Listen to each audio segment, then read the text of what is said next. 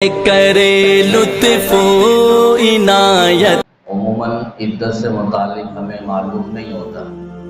مثلاً بیوہ ہے جن کا شوہر انتقال ہو جائے تو اس کی کیا عدت ہے بالکل معلوم نہیں ہے۔ یہاں تک کہ ایک صاحب کہنے لگے ہمارے تو یہ رواج ہے کہ شوہر انتقال ہو جائے تو جنازے کے ساتھ 40 قدم چلا دیتے ہیں اور کہتے ہیں کہ بس اس کی عدت پوری ہو گئی۔ تو یہ عدت نہیں ہے۔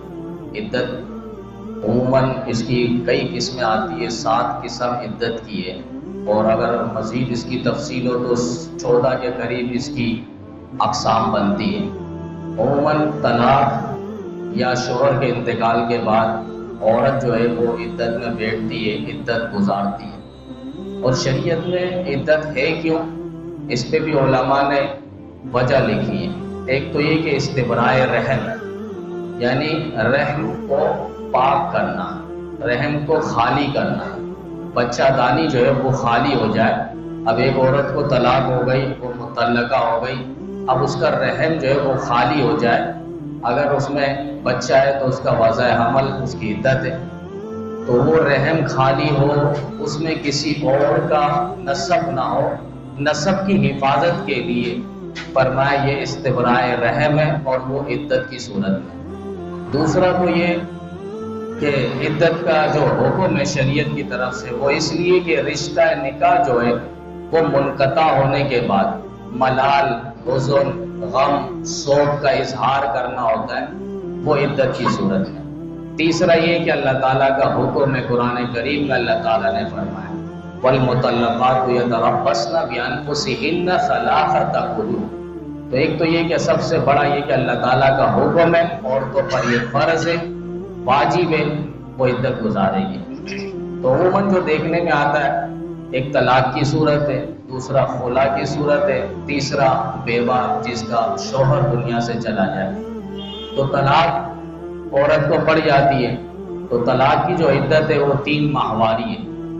3 ماہواری، 3 مینسز، 3 ایام مخصوصہ، وہ گزار لے اس کی عدت پوری ہو گئی۔ خلا، اگر عورت خلا لیتی ہے اس میں بھی سب سے مین چیز یہ دیکھنی ہوگی کہ شوہر خاوند اس میں رضامند ہے یا نہیں۔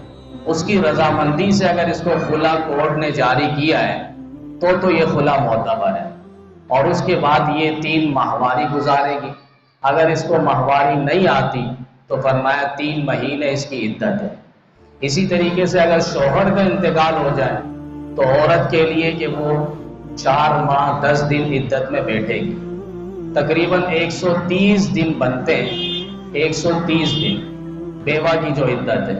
یہ جو عموماً جنازے کے ساتھ 40 قدم چلا دیتے ہیں، اس کا شریعت میں کہیں بھی تصور نہیں۔ تو 130 دن یعنی 4 ماہ 10 دن بیوہ کی عدت ہے۔ تو خلاصہ یوں سمجھ لیں کہ وہ عورت نکاح ہونے کے بعد اس کی رخصتی ہو گئی، اور رخصتی کے بعد خلوت صحیحہ بھی ہو جائے۔